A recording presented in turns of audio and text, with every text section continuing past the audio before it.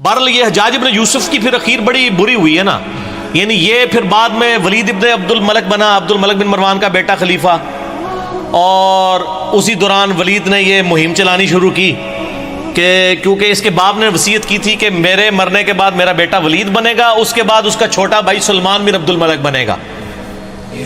تو اس نے یہ مہم چلائی کہ نہیں میرا بھائی نہیں بنے گا، میرے مرنے کے بعد میرا بیٹا کیوں نہ بنے. یہ تحریک اس نے چلائی.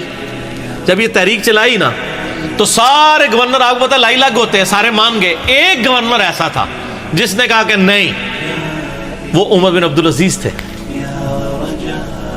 مدینہ شریف کے گورنر عمر بن عبدالعزیز رحمہ اللہ تعالی.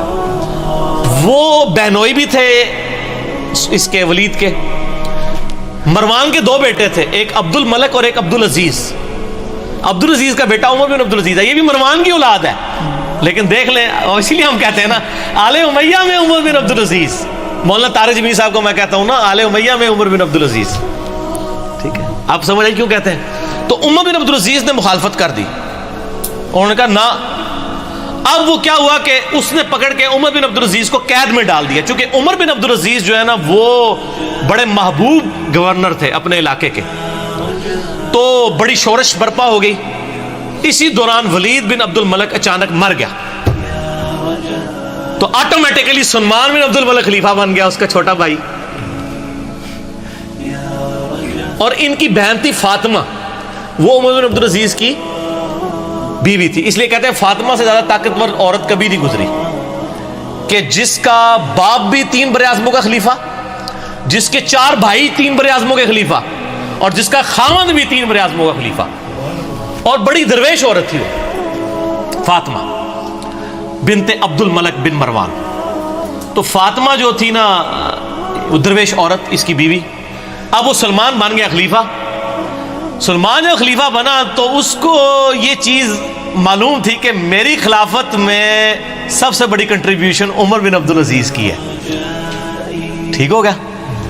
یہ اس کے دماغ میں تھا کہ اگر عمر بن عبدالعزیز نہ ہوتا تو میرا بھتیجا اس وقت خلیفہ ہوتا، اور مجھے تو اس نے معزول کر دیا تھا میرے بڑے بھائی نے. تو اس لیے وہ ان کو یعنی آگے آگے رکھتا تھا.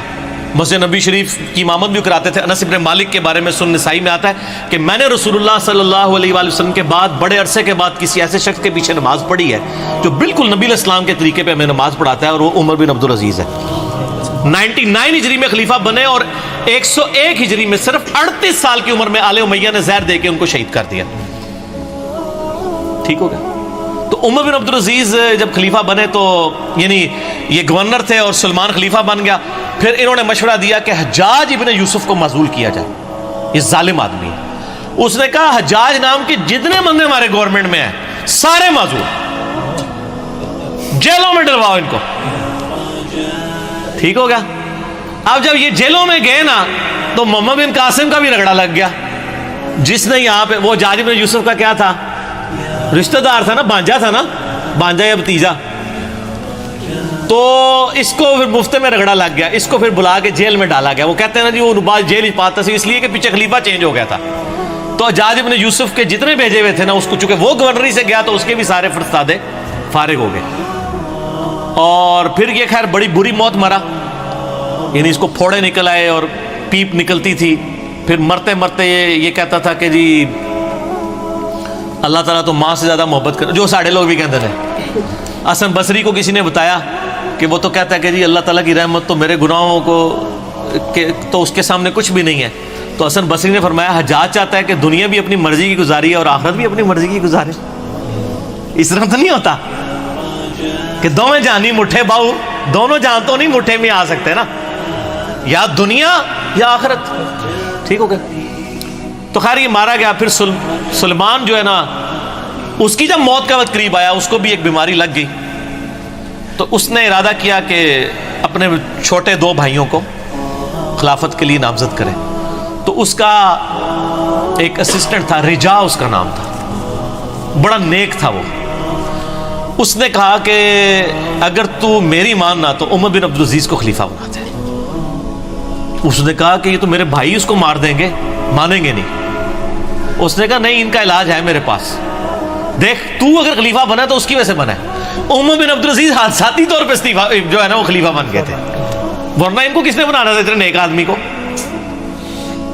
ان کا یار اس طرح کر کہ تو نہ ایک بند وصیت لکھ کے اس کو سیل کر دے اور کہہ کہ اس سیل کے اوپر بیعت لو کہ نیکسٹ خلیفہ کون ہے، اور جو بیعت نہیں کرے گا اس کو قتل کر دیا جائے گا، اور تو لکھ دے کہ عمر بن عبدالعزیز تیرے بعد خلیفہ ہے، اور اس کے بعد تو لکھ دے کہ عمر بن عبدالعزیز کے بعد میرا جو بھائی چھوٹا ہے یزید اور ہشام وہ خلیفہ ہے، تو ان کو بھی امید لگ جائے گی چلو اسی ساٹھی باری بھی آ جائے گی۔ یہ لکھ کے نا جناب سیل کر دی گئی۔ اب سیل لے کے جب باہر آئی میدان جنگ میں، خیمے سے باہر نکلے اور کہا جی امیر المومنین نے اپنا سکسیسر مقرر کر دیا ہے، اس کے اندر اس کا نام ہے، تو بیعت کرو بند پہ۔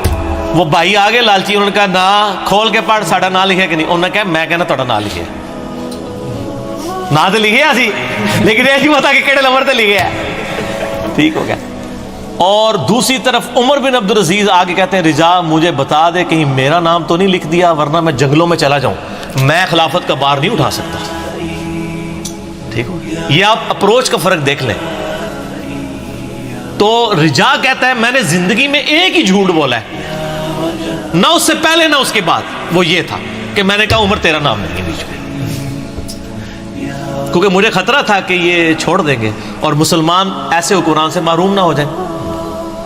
کہتے ہیں جب وصیت کھولی گئی، جب پڑھ کے سنائی گئی عمر بن عبدالعزیز، تو عمر بن عبدالعزیز جو ہے وہ بے ہوش ہو کے گر پڑے۔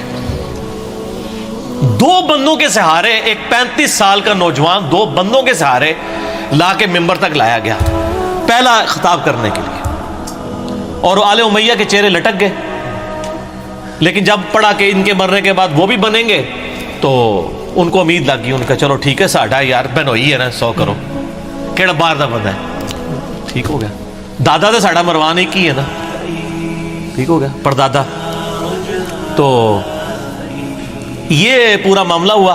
عمر بن عبدالعزیز رحمہ اللہ تعالی ورضی اللہ تعالی عنہ وعلیہ السلام یوں خلیفہ بنے، پھر سر 2 سال صرف ان کو رہنے دیا ہے، 2.25 سال، جتنی حضرت ابوبکر کی خلافت کا ٹینیور ہے نا اتنا ان کا۔ اور دیکھ لیں اسلام میں 5 خلفاء ابو بکر عمر عثمان و علی اور حسن ابن علی کے بعد چھٹا خلیفہ ان کو مانا جاتا ہے، بیچ میں کسی کو خلیفہ نہیں مانا جاتا، علا منہاج النبوہ۔ 2 سال کے اندر 2.25 سال کے اندر انہوں نے پچھلے 40 سال میں آل امیہ نے جتنی لوگوں کی جدادیں ہتھیائی تھی نا ان کی اولادوں کو بلا کے واپس کی، جو جاگیر فدق تھی وہ بنو ہاشم کے حوالے کر دی، اور ممبروں پہ جو پچھلے 60 سال سے سب و شتم ہو رہا تھا مولا علی پر، لعنت کروائی جاتی تھی، وہ بند کروا کے ان اللہ یأمر بالعدل والاحسان یہ والی آیت خطبے میں داخل کی، اور تبدیلی آ گئی جناب، یہ تبدیلی تھی جو آئی۔ اور راوی کہتے ہیں کہ جی عمر بن عبدالعزیز جب خلیفہ بنے نا اس سے پہلے تک یہ حالت تھی کہ لوگوں کی چوراہے پہ یہ گفتگو ہوتی تھی تیرے کتنے پلاٹ ہیں اور تیرے کتنے بنگلے ہیں اور تیری کتنی بیوی ہیں، اور جب عمر بن عبدالعزیز خلیفہ بنے تو چوراہوں پہ یہ گفتگو ہوا کرتی تھی کہ تو نے اس ہفتے کتنے نفلی روزے رکھے اور کتنا قرآن پڑھا۔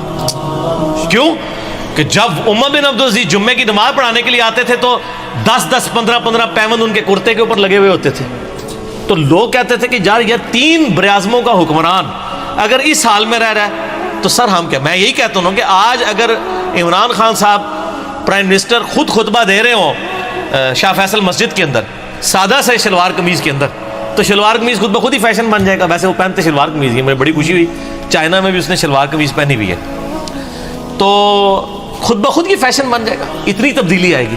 اور لوگوں کی یہ گفتگو ہوا کرتی تھی، گفتگو تک چینج ہوگی، حکمران سے کتنا فرق پڑتا ہے۔ خیر پھر یہ ظاہر ایسے حکمران کی طرح ہضم ہوتے ہیں، پھر ان کو زہر دے کے شہید کر دیا گیا، لیکن انہوں نے اتنی تبدیلی کر دی تھی، اسی لیے ان کو اسلام کا پہلا مجدد کہا جاتا ہے۔ یہ واحد مجدد ہے اسلام کی ہسٹری میں جس کو سنی اور شیعہ دونوں مجدد مانتے ہیں، اس کے بعد کسی مجدد پہ متفق نہیں ہے سوائے امام مہدی 12ویں مجدد کے، 12ویں خلیفہ کے۔ یہ ہیں وہ شخص عمر بن عبدالعزیز۔ چونکہ حجاج ابن یوسف کی بات تھی تو حجاج ابن یوسف کا انجام بھی بتانا تھا، اس کے ساتھ یہ ساری چیزیں جڑی ہوئی تھی، تو میں نے بتا دی اس لیے۔